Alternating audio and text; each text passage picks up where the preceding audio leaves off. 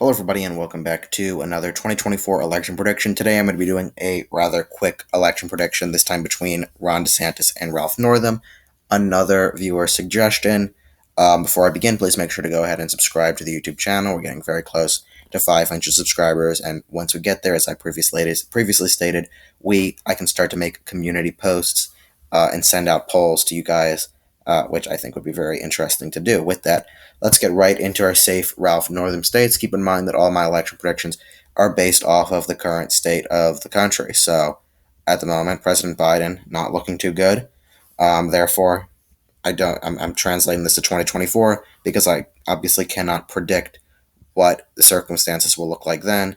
I can only base it off of what it is like today. Virginia would not be a safe Republican state. However, 181, 125, the usual. Likely Ralph Northam states, likely Ralph Northam only state would be the state of Colorado. Even Virginia, I think, could narrow up to the lean margins, depending on what Glenn Youngkin's able to do. And if he's able to accomplish what he's able to do and shift Virginia, then it could definitely turn to a lean Democrat race. Likely Republicans would be Iowa, Ohio, Maine second. I think DeSantis would be one of the better nominees for the Republicans. Also, Florida, I'm not going to count as a likely state. You have to be understanding of the fact that national races and statewide races are handled very differently. And even with somebody like DeSantis, who would be very popular in Florida in a national election, you could see it go into the lean margin rather than being a likely Republican race. Lean northern states, this would be New Mexico, Virginia, as well as Maine at large, I think could all lean for Ralph Northam. With the blackface scandal, DeSantis definitely could get him on that and hurt him a little bit in the Northeast, some like a state like New Hampshire. Um, a little bit with the black community as well, especially if DeSantis picks a black vice president. That could definitely help him. Northam is vulnerable.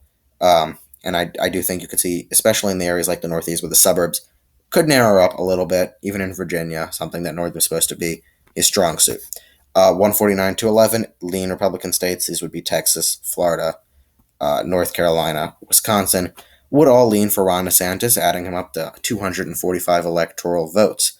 Now we're finally into our tilt margins. Tilt Democrat would be the state of Minnesota, would still tilt for Ralph Northam, as well as Nebraska, 2nd Congressional District, would tilt in Northam's favor. I think that in DeSantis' favor, he would tilt the state of Pennsylvania, as well as the states of Arizona and Nevada. That means that he would go on to become president, beating Ralph Northam in this scenario already.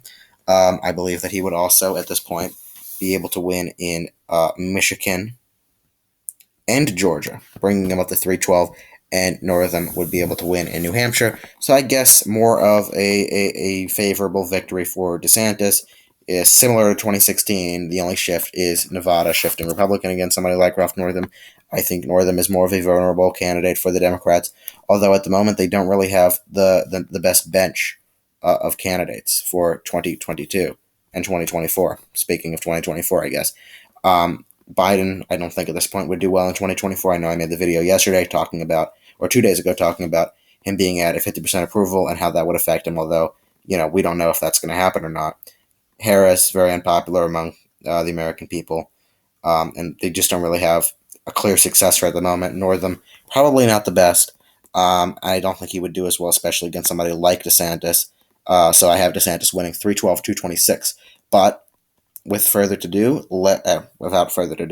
let me know what you guys think of this and what you guys think of my predictions in the comments below. And if you would have changed any of my predictions, make sure to like the video, subscribe to the YouTube channel, and once more, stay tuned for more awesome videos. Thank you guys so much for watching. Have a great day.